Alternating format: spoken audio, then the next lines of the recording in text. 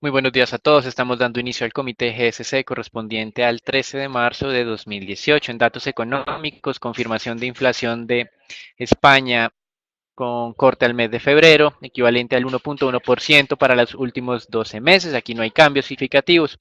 En Brasil, ventas minoristas en términos anualizados creciendo 3.2%, un poco por debajo de lo esperado, pero el crecimiento mensual superó las expectativas, ubicándose en 0.9%. En Estados Unidos se dio a conocer cifras de inflación las cuales estuvieron en línea con lo esperado por el mercado. Inflación total pasa del 2.1 al 2.2. La inflación del mes fue del 0.2%, mientras que la inflación básica se mantuvo inalterada en el 1.8%. De todas maneras, recuerden que este no es el indicador preferido de la Reserva Federal para hacer la medición de precios, pero sí tiene una alta correlación con el otro que es el PCE. Con relación pues a los indicadores, veremos más adelante que al estar en línea con lo esperado y no ser unas mediciones excesivamente altas en términos mensuales, pues el mercado está tranquilo. Recuerden que en términos de expectativas inflacionarias, desde el viernes pasado, la tranquilidad ha retornado al mercado con unos incrementos salariales por debajo de lo que se registró en el mes de enero. Y ahora, pues son estas cifras de inflación al consumidor, pues también relativamente tranquilas. La jornada en Estados Unidos cerrará entonces con la emisión de tesoros a 30 años, una emisión por cerca de 13 billones de dólares. El día de ayer la emisión de 3 y 10 años tuvo una buena acogida y las tasas de corte estuvieron por debajo de lo que estaba ocurriendo en el mercado secundario como tal. Más adelante en la jornada tendremos en Japón la publicación de las minutas de la última reunión y en China tendremos cifras de ventas minoristas y de industria como tal. También en Brasil, en Argentina tenemos la reunión del Banco Central donde nos espera cambios de política monetaria y en México cifras del sector industria. Con relación a las últimas horas nos llamó la atención la actualización de pronósticos de la OCDE, en la que considera que el mundo va a tener una muy buena dinámica durante este año 2018, va a registrar su mayor crecimiento de los últimos 7 años. Por ello, el pronóstico fue incrementado del 3.6 al 3.9%. Con relación a Europa, países que lideran este crecimiento son Francia y Alemania y harán que Europa como un todo crezca 2.3% en el 2018. Recuerden que el crecimiento del año pasado estuvo cerca al 2.5%. Es decir, este crecimiento del 2018 será un poco por debajo del anterior, pero se mantiene por encima del nivel potencial. Igualmente ocurrirá en el 2019, para el cual la OCDE tiene un pronóstico de crecimiento de zona euro del 2.1%. En los Estados Unidos, Trump, el presidente, le solicitó a su secretario de Comercio, Wilbur Ross, que incremente la presión a la Unión Europea para que reduzca las barreras comerciales a los productos estadounidenses. La respuesta de los europeos era que había que ver todo el contexto de aranceles, no solamente el de unos productos como los del sector automotriz, esto que ha venido haciendo campaña el presidente Trump en la última semana. Con relación también a los Estados Unidos, la OCDE aumentó su pronóstico de crecimiento para el año 2018 y 2019, para ambos años, y principalmente como respuesta a una reforma tributaria que reduce obviamente la carga para las empresas, principalmente y algunas personas de ingresos medios y de ingresos altos. Esto reduce obviamente los ingresos de fiscales, pero al mismo tiempo incrementa la dinámica o la disponibilidad de recursos para la economía como tal. Y el otro factor que tiene que ver con esa revisión de crecimiento es el incremento del gasto anunciado el año pasado o aprobado el año pasado por el Congreso de 300 mil millones de dólares más, con lo que pues ambas medidas tendrán un impacto cercano al 0.5 o 0.75% de mayor crecimiento. Por eso, para el año 2018, la OCDE, que es uno de los más optimistas en términos de pronóstico de crecimiento para Estados Unidos, calcula una cifra del 2.9%, mientras que para el 2019 del 2.8%. La OCDE es claramente más optimista que la Reserva Federal. Recuerden que la Reserva Federal esperaba un impacto de muy corto plazo, 2.5% de crecimiento para este año 2018 y de ahí en adelante diluyéndose nuevamente y de manera rápida para alcanzar hacia el 2020-2021 el nivel potencial del 2%. Con relación a esto, veremos el 21 de marzo si la Reserva Federal revisa o no esas expectativas de crecimiento, pero bajo la visión de la OCDE y el economista en jefe de esta entidad, ese nivel de crecimiento de Estados Unidos sería congruente con 4 incrementos de tasas de interés. Este economista también revisó al alza entonces este pronóstico, pues el año pasado esperaba 3 veces. Esto es lo mismo que vamos a estar viendo en la reunión del 20-21 de marzo con relación al consenso de los miembros de la Reserva Federal. Si efectivamente pasan de 3 a 4 incrementos de tasas esperados para este año. Recuerden que para el mes de diciembre estábamos anticipando que se podía haber presentado ese movimiento, pero no ocurrió. Nos dejaron en suspenso 3 meses más y veremos entonces esta semana del 20-21 de marzo si se comprueba esta expectativa. Con relación a América Latina, la administración de Sebastián Piñera, que asumió el mando el domingo pasado, comenzó ya con un plan de austeridad y simplificación tributaria, pues como lo afirmó su ministro de Hacienda, Felipe Larraín, las cifras fiscales son peores a las que mencionó el anterior gobierno. El déficit estructural no fue del 1.7%, sino del 2.1%, entonces tendrán que organizar la casa en un comienzo. Con relación a Venezuela y de acuerdo a la oposición, la inflación 12 meses al mes de febrero es del 6.174%. El Fondo Monetario Internacional calcula que la inflación para este año en Venezuela será del 13.000% y que la economía se contraería 15%. Aquí más que los datos de inflación y crecimiento, lo que ya estamos viendo es una problemática social muy importante y obviamente flujos de inmigración hacia todos los países de América Latina, en gran parte utilizando Colombia eh, como el puente de tránsito para varios de ellos. Con relación a los mercados accionarios, el día de ayer comenzaban muy bien, sin embargo disipaban esas ganancias nuevamente ante esos temores de lo que es las medidas de protección comercial que estaría adelantando la administración de Donald Trump en los Estados Unidos y las posibles medidas de retorsión que aplicarían algunos socios comerciales. El día de hoy nuevamente tenemos una apertura con tono positivo, por lo menos para lo que es parte de Europa y algo en América Latina. En Asia fue un poco más negativo y los futuros en Estados Unidos también están presentando actualmente algo de valorizaciones. Esperamos que por lo menos en esta jornada puedan mantener esa buena dinámica durante todas las horas de negociación. Ayer habíamos comenzado muy parecido al día de hoy, pero ese impulso positivo fue disipándose.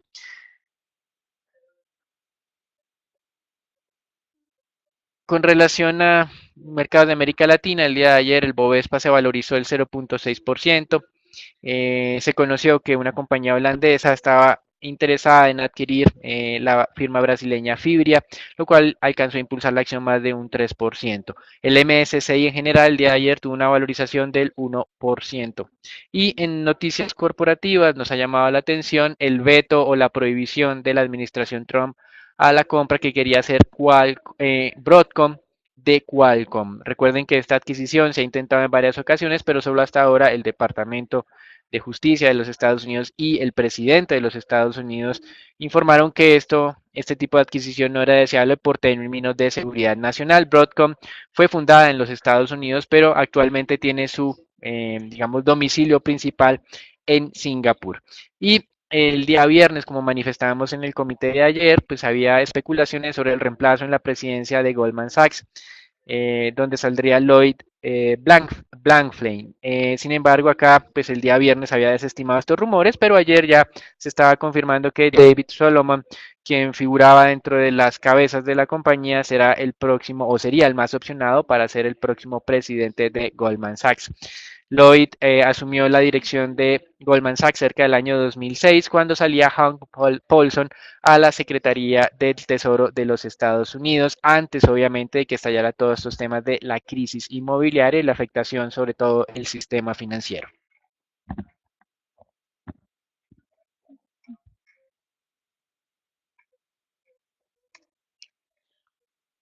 Los futuros del Standard Poor's pues se mantienen en este terreno positivo, ya muy de cerca lo que vemos es el nivel de los 2.800 puntos, nivel de referencia y de congestión, como podemos ver aquí en la gráfica, que pues fue alcanzado y como les mencionaba el día de ayer, se mantuvo el índice durante lo que fue finales de enero y comienzos de febrero. Hoy puede darse algo de volatilidad por los datos económicos esperados para la jornada y les recuerdo, la zona de soporte se ubica sobre los 2.750 puntos y ese nivel objetivo sería los 2.800 e incluso los 2.850 que vemos aquí como el nivel de congestión ideal para el corto plazo. Hace algunas semanas habíamos comunicado que Dropbox tenía pues en mente salir en bolsa, pues el día de ayer ya la compañía confirmó que pues la oferta pública inicial estaría programada para el viernes y se daría por 36 millones de acciones, lo que le daría un valor a la compañía de 7 billones de dólares sí se estima pues por la parte alta del rango. Sin embargo, a pesar pues, de ser una cifra bastante alta, esta es casi un tercio menor a la que se había dado por valoración en el 2014 para la compañía y esperan recaudar hasta 648 millones de dólares a un precio por acción que estaría oscilando entre los 16 a los 18 dólares por acción. En cuanto al mercado de divisas, vamos a ver un dólar que pues el día de ayer perdía y hoy también se mantiene en el terreno negativo frente a las monedas fuertes del G10, atribuido a lo que los analistas creen a un freno de las expectativas de alza de interés mucho más acelerada por parte de la Fed después de lo que veíamos los datos mixtos del mercado laboral publicados el viernes. El yen japonés se mantiene liderando las pérdidas con un retroceso del 0,46%. En el mercado, en las monedas de mercados emergentes, vamos a ver casi todas se mantienen en el terreno positivo. De hecho, sobresale el avance del real brasileño con un avance del 0,56% y del peso chileno también de un avance del 0,37%.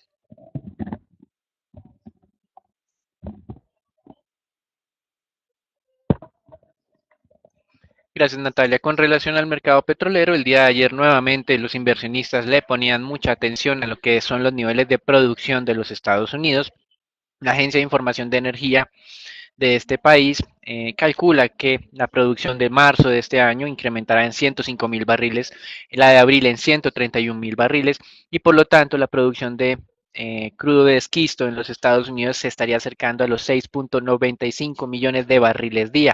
Estas preocupaciones por los mayores niveles de producción es algo que hemos estado compartiendo con ustedes desde el mismo momento en que los precios del petróleo superaron la barrera de los $60. Como mencionábamos hacia cierre del año pasado, decíamos que la señal de precios iba a tardar cerca de 3 meses en reflejarse en el nivel de producción y efectivamente este es lo que estamos viendo actualmente.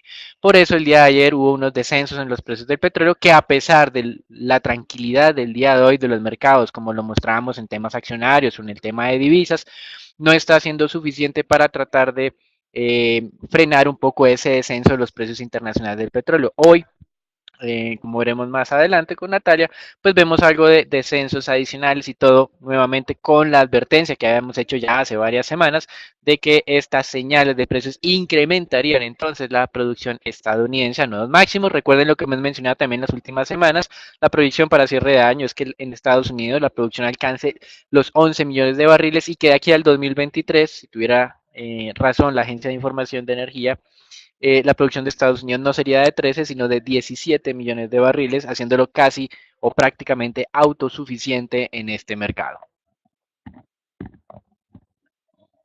Como vemos de la parte técnica, pues el petróleo se mantenía el día de ayer en lo que era el nivel de entrada de los 61 dólares, pero pues ya a esta hora de la mañana, 8 de la mañana y 4 minutos, vemos una nueva señal de tendencia a la baja, confirmando ese reingreso de la tendencia principal que fue anunciada para comienzos de marzo.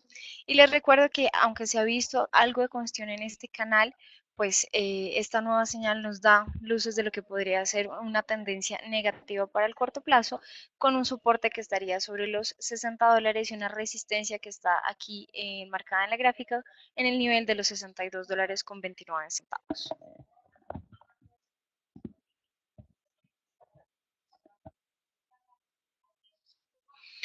Gracias, Natalia. Con relación al mercado de renta fija, ustedes observan una dinámica relativamente favorable para la mayoría de países. El día de ayer, como manifestábamos, las subastas a 3 y 10 años tuvieron una buena acogida a pesar de los temores que generan este mayor endeudamiento de los Estados Unidos. También ayer se conoció que el déficit fiscal estuvo en línea con lo que el mercado había calculado, 215 billones de dólares, frente a lo que había sido una lectura del año pasado de 192 billones de dólares. En los dos primeros meses del año, el déficit público de Estados Unidos ha aumentado en 50 billones de dólares.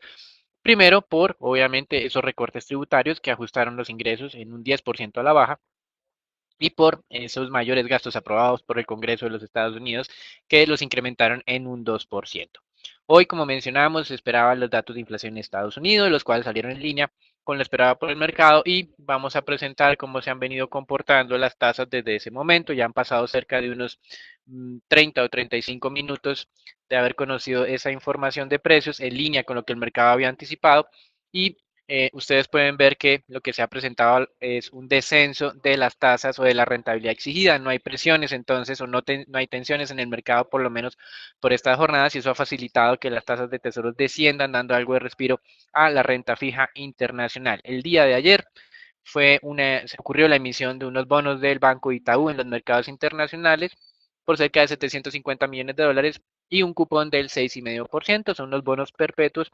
Frente a la colocación del mes de diciembre, esas tasas o esos cupones se incrementaron del 6,125 al 6,50 como tal. Hasta aquí el reporte internacional. Recuerden, hoy en teoría es una jornada relativamente tranquila. Los mercados de acciones están con una leve tendencia al alza en su mayoría. Las divisas se han fortalecido frente al dólar. El petróleo es el único mercado que está un poco débil y los mercados de renta fija también se están valorizando. En este momento se está dando a conocer la salida del secretario de Estado de los Estados Unidos, Rex Tillerson, lo que es simplemente una evidencia más lo difícil que es mantener su cargo en la Casa Blanca bajo la administración de Donald Trump. Hasta aquí el reporte internacional. Damos entrada al informe Colombia, donde hay pocos anuncios. El día de ayer el presidente Santos, aprovechando todo este tema electoral, relanzaba las conversaciones con el ELN. Obviamente hay varios partidos que obtuvieron una alta votación, que se mostraron muy críticos sobre este proceso como tal. Y en esta parte también de los acuerdos de paz se está moviendo en teoría la expectativa de una coalición entre los miembros del Partido Liberal y la Alianza Verde. El expresidente César Gaviria se ve inclinado a apoyar ese tipo de coalición entre Sergio Fajardo y Humberto de la Calle. El día de hoy escuchábamos en entrevista radial a Humberto de la Calle, no desestimando la posibilidad, pues considera que sus programas son muy parecidos, pero desde el punto de vista jurídico, viendo una difícil eh, compaginación pues de las campañas, pues tiene en este momento, de acuerdo a temas judiciales, la responsabilidad y la obligación de participar en la primera vuelta.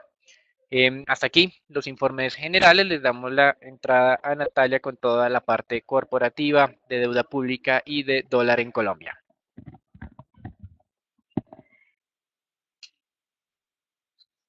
Pasando con las noticias corporativas, la primera de ellas está relacionada con Celsia. Como ya lo habíamos comunicado, la compañía pues había anunciado en lo que fue en septiembre la apertura y entrada en operación de su primera granja solar en Jumbo. Y con esto en mente, el día de ayer ha iniciado pues ya la construcción de la segunda granja solar en Colombia, la cual estará ubicada en el municipio de Santa Rosa de Lima, en el departamento del Bolívar, y tendrá una capacidad instalada de 8 megavatios, con la cual abastecerá aproximadamente 7.400 viviendas. Esta megahora será ejecutada a través de EPSA y esperan entrar en operación durante el tercer trimestre del año. Respecto a Ecopetrol, el día de ayer, pues la compañía confirmó la presencia de petróleo en el pozo Lorito 1. Este está ubicado en el municipio de Guamal, en el departamento del Meta, y se confirmó una profundidad de 2.500 metros, con una presencia de crudo pesado de espesor de casi 60 metros. Y les recuerdo, este pozo está operado en un 55% por participación neta de Ecopetrol y el restante, el 45%, por una compañía que está vinculada a Repsol. Este evento pues confirma el potencial que ha visto Ecopetrol y las distintas compañías petroleras de los hidrocarburos pesados en la zona de los Llanos Orientales, donde se produce casi la mitad del petróleo del país. Pasando con el análisis del Incolcap, vamos a ver cómo el día de ayer fue una jornada relativamente tranquila para casi todas las acciones, a pesar de lo que pues definen varios analistas como fue un impacto positivo de las elecciones de Congreso en el mercado accionario. Sin embargo, pues el índice de referencia se ha mantenido sobre ese nivel de los 1.480 puntos sobre la segunda banda del indicador, y pues aunque tenemos esta primera señal de posible agotamiento, lo ha hecho de manera muy despacio, pues muy lenta, con lo cual la primera banda sobre los 1.480 pues sería el nivel a atacar, pero por el momento pues vemos que no se ha logrado, y quizás el día de hoy entonces podría darse algo de impulso en las acciones del mercado local. Pasando con el análisis de la acción preferencial de Bancolombia, el día de ayer veíamos entonces cómo esta caía un 0,89%, pero nuestro indicador de tendencia a corto plazo nos muestra dos primeras señales de posible agotamiento de esta caída, lo que fue la caída generalizada de las acciones, recuperación sobre este nivel de entrada sobre los 31.300 pesos, que será solamente confirmado el cambio de tendencia si ataca con éxito esta resistencia o el nivel de techo que está sobre los 31.600 pesos. Así que tener monitoreado lo que sería este nivel en el corto plazo. Si se da un ataque y consolidación por encima del mismo, tendríamos una nueva señal de tendencia positiva para esta acción. Y pasando con la acción de Avianca, vamos a ver cómo el día de ayer, pues también retrocedía ligeramente, pero se mantiene sobre ese nivel de los 3.100 pesos por encima del mismo, se mantiene dentro de una tendencia positiva que fue anunciada para finales de noviembre, muy en línea con nuestra recomendación de compra, a pesar de que se está dando esta caída, pues se dio esta caída lo que fue las semanas anteriores, se está dando un rebote también frente a este nivel de entrada de los 3.022 pesos, que nos daría luces a un posible reingreso con un precio objetivo que lo tenemos actualmente en nuestra recomendación sobre los 3.500 pesos. Pasando con el peso colombiano, veíamos una jornada negativa el día de ayer, cerró justo sobre el nivel de los 2.850 pesos y ya vemos una apertura también por debajo de este nivel, un nuevo ataque a ese soporte clave para el peso colombiano en el corto plazo sobre los 2.838, con lo cual en el mercado intradiario tener muy de cerca monitoreado el nivel de los 2.845, cercano a ese nivel de los 2.850, y pues veríamos entonces posible ataque también a ese nivel de los 2.800 si continúa ese desempeño a la baja para el dólar frente a las monedas globales. Y finalmente lo relacionado con los test del 2024, también veíamos que se valorizaban el día de ayer, tuvieron una jornada a la baja en términos de tasas, se ubican sobre esa primera banda en el 6.22, podría darse también al ataque al 6.20, nos mantenemos una tendencia positiva en términos de tasa, pero este ataque si se da con éxito por debajo del 6.20 tendríamos una primera señal de agotamiento en el corto plazo.